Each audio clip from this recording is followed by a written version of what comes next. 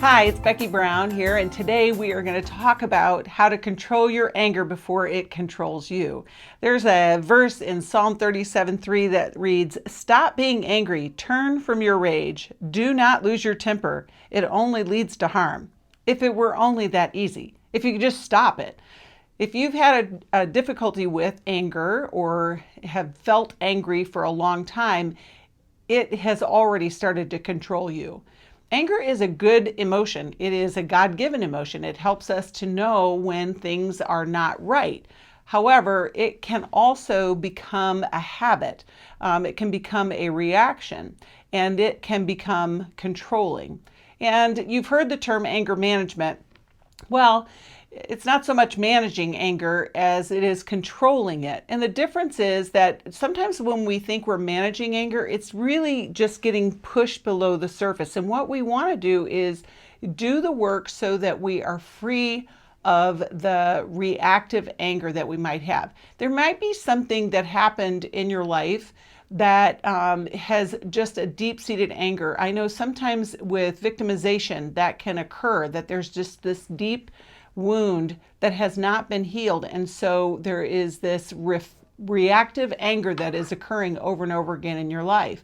There could be a place where you're just disappointed in how life has turned out for you. And it causes this surface level anger at everyone. You're just mad at the world. And what needs to happen is that part of the wound needs to be healed. When you think about the last time that you felt out of control in your anger, what was happening? Think about, was it something that was being done to you? Was it something that surprised you, was out of the ordinary, weren't expecting it? Or was it something that is truly something that needs your attention, that it was something that was unjust, that was not fair, that needed to be corrected? Now, that's where anger can serve a good purpose. That anger that comes up when you see something that's wrong or you experience something wrong. How do we use our anger for the good, as opposed to just having a big reaction and then you feel bad later because you didn't get the resolution that you wanted from the issue that was at hand? For example, I don't know about you, but driving for me can be a source of anger.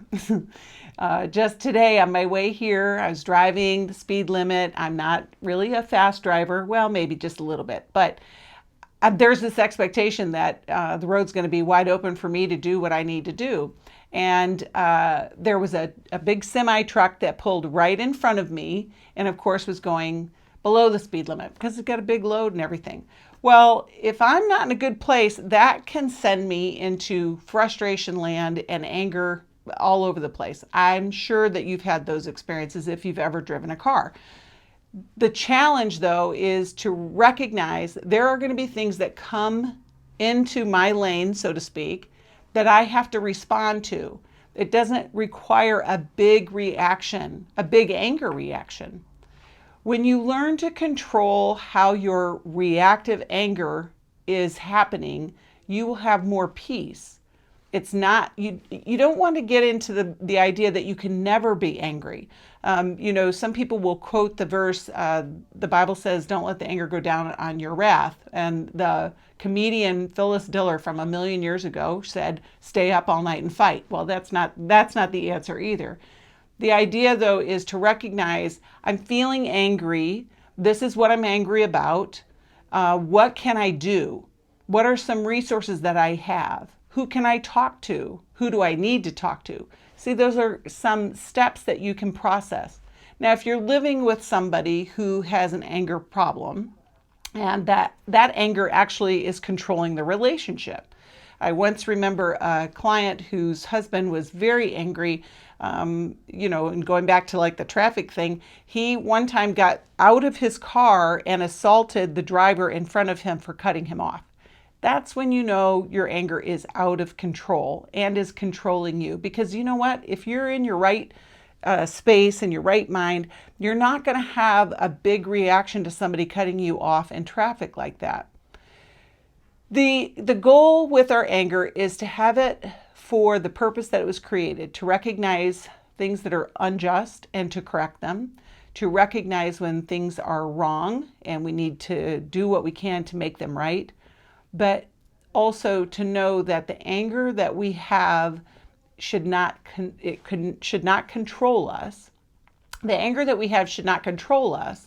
Rather, we should have self-control, which is a gift and a fruit of the Spirit. And God will work in our lives to help us. And maybe anger has been part of your routine for too long. You can get help for this, and you can begin to turn down that volume, turn down that temperature, so that your anger is not controlling you any longer. I hope that helps.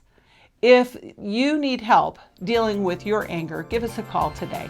I know we can help you.